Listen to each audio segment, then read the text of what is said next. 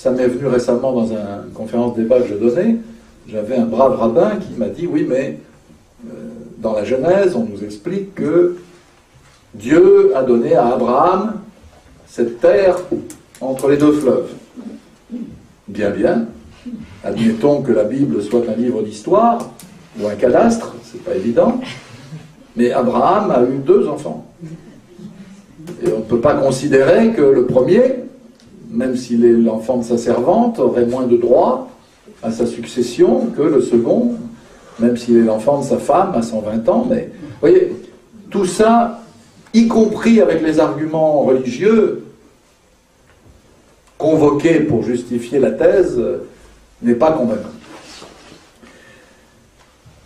Je dirais d'ailleurs que, et c'est un point sur lequel je veux un tout petit peu insister, qu'on développe dans le livre que je viens de diriger chez Actes Sud, qui s'appelle Palestine-Israël, un État, 2 États, et qui porte sur ces questions-là. Contrairement à ce que certains disent, beaucoup d'auteurs sionistes ou en marge du sionisme, à partir de la fin du XIXe siècle et jusqu'aux années 40, étaient, eux, parfaitement conscients que la Palestine n'était pas une terre sans peuple pour un peuple sans terre. Ahad Ha'am, c'est son nom hébreu, il s'appelait Ginsberg, en 1891, écrit, je le cite, « Nous avons l'habitude de croire à l'étranger que la Palestine est une terre presque entièrement désolée, un désert non cultivé, un champ en friche où quiconque désireux d'y acheter des terrains pourrait se rendre et en acquérir à sa guise.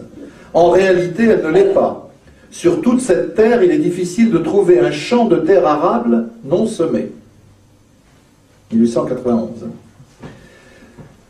Nous avons l'habitude, à l'étranger, de croire que les Arabes sont tous des sauvages du désert, un peuple pareil à l'âne, incapable de voir et de comprendre ce qui se passe autour d'eux. C'est une grande erreur.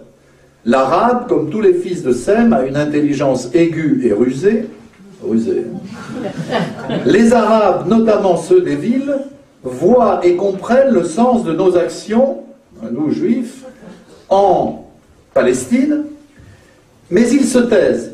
Ils affectent de ne rien savoir, car pour le moment, ils ne voient pas notre attitude comme un danger pour leur avenir. Mais le jour où la présence de notre peuple prendra une dimension telle qu'elle empiète de peu ou de beaucoup sur la position des autochtones, ce n'est pas de bon gré qu'ils nous céderont la place. Et pour citer à nouveau Robinson, ce qu'il faut comprendre, et c'est ça la contradiction dans la pensée, y compris de ces sionistes critiques et d'autres, je cite, c'est que vers 1900, les projets colonisateurs n'étaient pas affectés comme aujourd'hui d'une auréole défavorable. C'est pourquoi le retour, entre guillemets, des Juifs de Palestine, pour la coloniser, à partir du milieu du XIXe siècle, n'a choqué personne en Occident. Outre l'intérêt que l'Occident pouvait y trouver. Alors, est-ce qu'il s'agit, j'ai employé le mot à plusieurs reprises, de retour, puisque c'est ça la base même de l'idéologie sioniste, c'est le retour des Juifs vers la terre qui était la leur. Shlomo Zand, sans dire que son livre résout toutes les questions, il y a même des questions qu'il pose et peut-être que ses réponses ne sont pas convaincantes, mais Shlomo Zand a quand même dans son livre, qui est paru en livre de poche, je vous le signale pour ceux qui veulent l'acquérir aujourd'hui, et qui s'est vendu mine de rien à 80 000 exemplaires en France, il a joué un grand rôle dans la déconstruction des mythes qui justifiaient les thèses sionistes encore aujourd'hui. Je résume le récit sioniste, des historiens sionistes élaboré au XIXe siècle. Un récit qui n'est pas ancien. Les Romains ont occupé la Palestine, le second temple a été détruit en 72 après Jésus-Christ, la dernière révolte juive, celle de Bar Korba, est écrasée en 132 après Jésus-Christ, les Romains expulsent les Juifs en masse, qui se dispersent, d'où le mot diaspora, à travers les peuples, ils y sont persécutés, le génocide se produit, et donc il y a le droit au retour, codifié par la Knesset. C'est une des premières lois fondamentales, puisqu'il n'y a pas de constitution en Israël, mais des lois fondamentales, c'est la loi du retour, 1950. Le même retour, je le dis pour mémoire, refusé aux 800 000 Palestiniens expulsés pendant la guerre de 1947-1949. Shlomo Zand sape les bases mêmes de ce roman à partir d'une documentation extrêmement riche, même si elle comporte un certain nombre d'éléments discutables. Là, je ne suis pas un défenseur du livre de Shlomo Zand de A à Z, mais il y a dans la démarche quelque chose qu'il faut retenir. D'abord, les Romains n'ont jamais expulsé aucun peuple qu'ils ont occupé. Pourquoi auraient-ils expulsé celui-là? Il n'y a pas.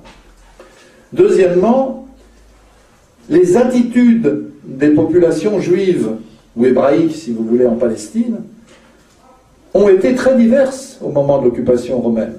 Il y a eu des résistants qui ont été jusqu'à l'extrémisme des sicaires, jusqu'à Masada, le suicide de masse, mais il y a eu aussi beaucoup de gens qui étaient des collabos, au sens moderne du terme, y compris Flavius Joseph, celui qui a fait l'histoire de la guerre des Juifs, et puis surtout une masse de gens, la grande masse qui a fait avec, et qui, contrairement à la thèse sioniste, sont restés.